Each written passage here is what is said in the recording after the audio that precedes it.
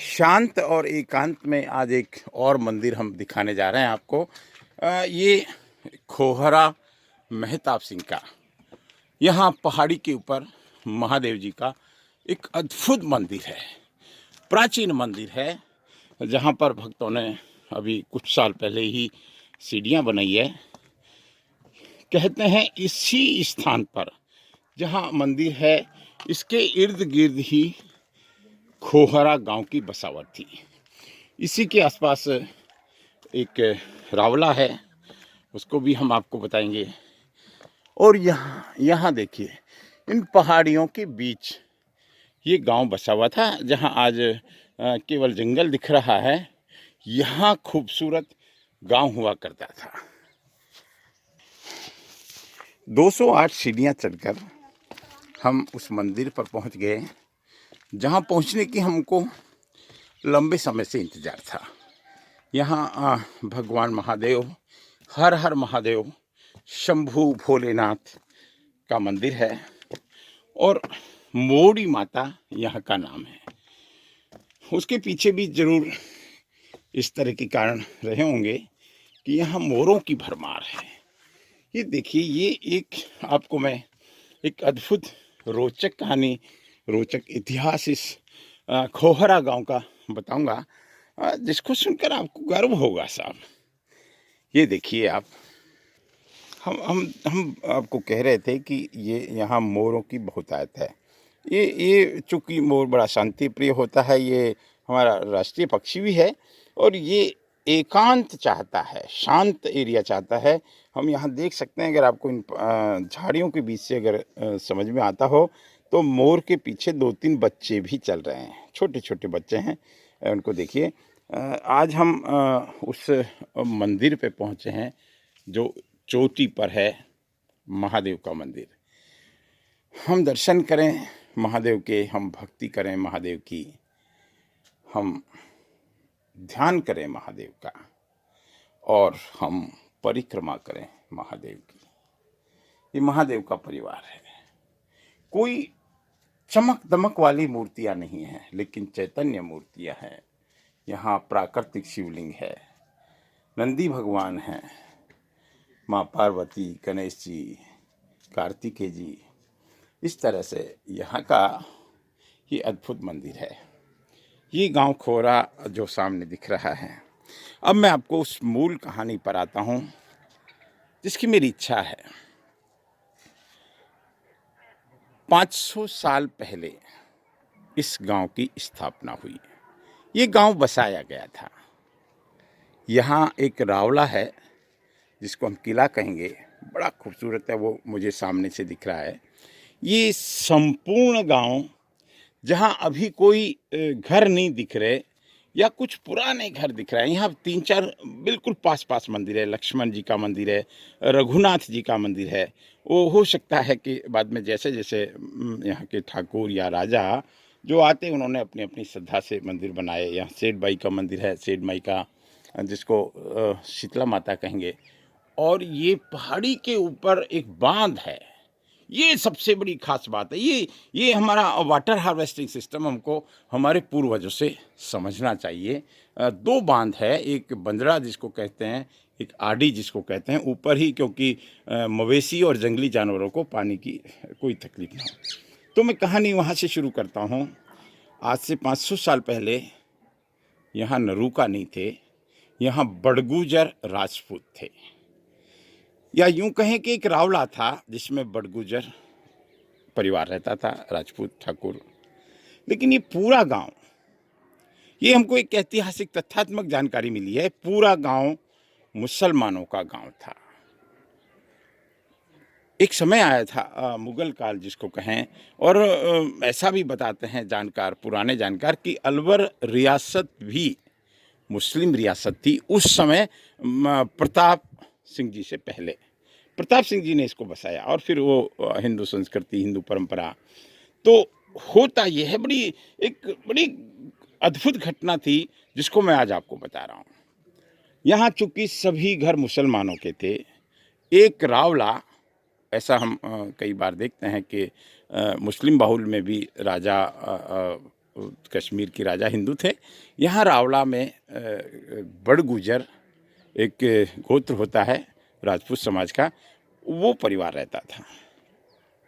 मुसलमान थे, एक स्वभाव था उनका कि भाई हिंदू बेटियों से, राजा महाराजाओं की बेटियों से निकाह करें, शादी करें। ऐसा प्रस्ताव और दबाव, देखिए प्रस्ताव के साथ दबाव था कि आपकी कन्या, राजकन्या, राजा की बेटी या ठाकुर की बेटी को हमारे मुस्लिम बच्चे के साथ शादी करनी पड़ेगी। राजा अकेला था, ठाकुर, स्वाभाविक रूप से वो चिंतित हुआ। लेकिन महादेव की लीला बहुत बहुत कमाल की है। वो यहाँ से करीब 2 किलोमीटर दूर एक धामोड़ा एक तालाब है, जिसका नाम धामोड़ा है लोकल भाषा में। वहाँ वो ठाकुर साहब, बड़गुजर ठाकुर साहब बैठकर हुक्का पी के, मतलब एक चिंतित थे। उधर से एक अमर सिंह जी अपने कुछ सिपाहियों के साथ गुजर रहे थे। ये बड़ी एक बहुत अद्भुत कहानी है। वहाँ से गुजर रहे थे, उन्होंने पूछा उस बड़गुजर से कि भाई ये हुक्का किसका है? हुक्का एक परंपरा होती है। उन्होंने कहा भाई अभी ये हुक्का ठाकुर का है, लेकिन 3 दिन बाद ये हुक्का मुसलमान का हो जाएगा।